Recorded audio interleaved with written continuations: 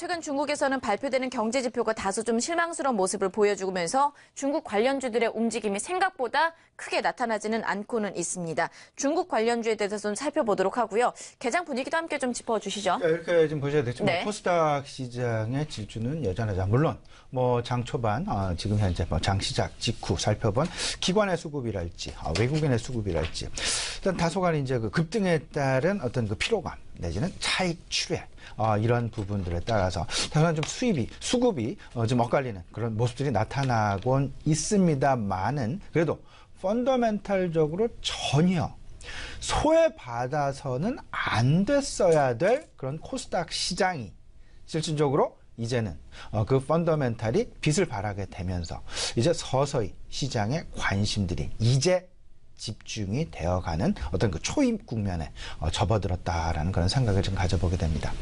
개장 전에 잠시 살펴드렸던 바와 같이 전반적인 코스닥 시장의 어떤 그 관심 그리고 시장은 어찌 보면 코스닥 시장의 관심과 또 한 가지 중국물에 대한 관심으로 결국 시장의 관심이 과거 미국과 대형주 중심이었다라면 지금 현재 바뀐 어떤 그 시장의 어떤 그 관심은 중국과 그리고 중소형주 쪽으로 바뀌어가고 있다라는 부분. 미국과 대형주 중심에서 중국과 중소형주 중심으로 시장의 관심이 매우 어떤 그 움직임이 뚜렷하게 지금 현재 나타나고 있다라는 부분 꼭 생각을 좀 해보셔야 될 것 같고요. 앞서서 말씀해 주셨습니다만은 중국에 대한 관심이 크게 늘어나고 있는 가장 큰 이유는 뭐니 해도 우리나라에 상당 기간 1년이 넘게 사실상 부정적인 영향을 미쳐왔었던 사드 보복과 관련된 피해주들의 어떤 그 반등 움직임들이 이미 상당 부분 포착되고 있고 실질적으로 문재인 대통령과 시진핑 주석의 만남을 통해서 공식적인 사드 종료를 선언을 한 바 있었다라는 부분이 고스란히 지금 현재 그들의 주가에 엔터테인먼트도 그렇고요, 여행업종도 그렇고요, 그리고 화장품, 그다음에 면세점까지, 그리고 자동차 업종까지 어떤 그런 그 관심의 부분들이 실질적으로 제 개인적인 판단으로는요, 한 절반에서 절반 정도는 이제 그 발휘가 된 것이 아닌가라는 부분. 이제는 앞으로는 지난 광군제의 결과를 통해서도 우리가 살펴볼 수 있었습니다만은 우리나라가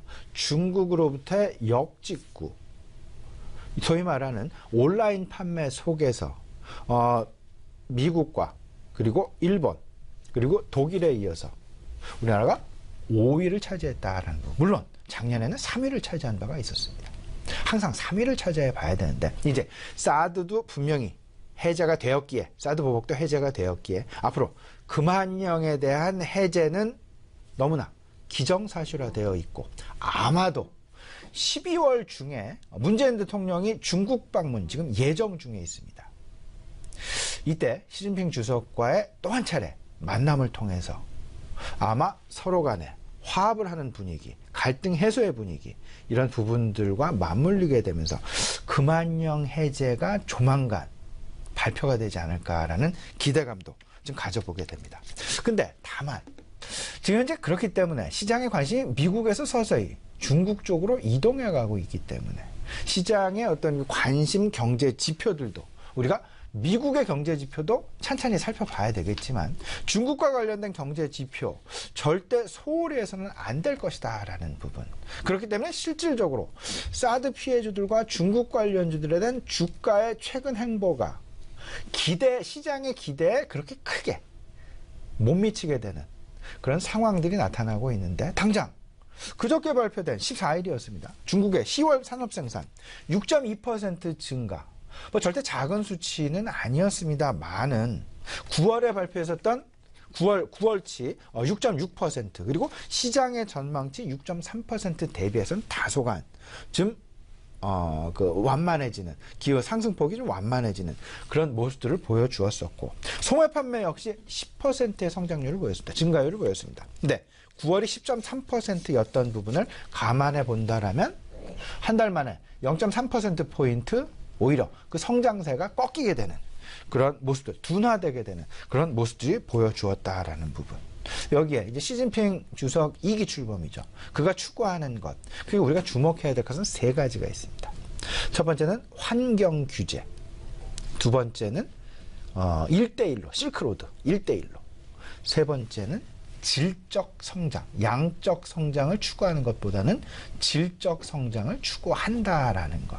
그렇기 때문에 다소간 앞으로는요, 공급 측면의 어떤 그 완화, 그리고 수요 측면의 개선을 만들어내기보다는 공급, 과다 공급을 줄여가는, 그리고 질적인 성장을 추구하는. 그렇기 때문에 추가적인 어떤 눈에 보이는 경기 부양책이 나타난다라기보다는 오히려 과거 뭐 철강업종이나 우리 기업들이 철강업종이나 화학업종들이 누려왔었던 그런 반사이익을 상당 부분 우리가 예상해 볼 수 있을 것이다라는 것. 여기에 질적인 성장이 추구된다라는 것.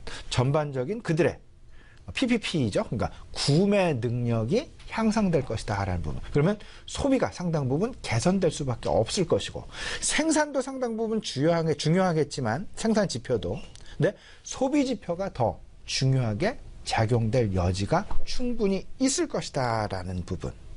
따라서 전체적으로 신흥국 경기는 선진국 경기는 골디락스 상황에서 천천히 점진적인 우상향이 진행되는 그런 어떤 그 아랫단을 충분히 받쳐주는 그런 속에서 중국에 대한 경기 개선에 대한 기대감, 특히나 소비 개선에 대한 기대감이 그 어느 때보다 우리가 주목해 봐야 될 지표일 것이다 라는 부분. 여기에 문재인 대통령의 12월 중국 방문 다시 한번 강조해 드립니다만, 이와 관련해서 사드버벅 관련주들에 대한 모멘텀, 재부각 가능성 분명히 가지시고요. 엔터테인먼트 업종, 여행 업종, 그리고 항공업종, 면세점 업종, 화장품 업종 분명히 우리 시청자 계속해서 관심, 그리고 비중 확대해 나가시는 전략 필요해 보이지 않을까 말씀드립니다. 네.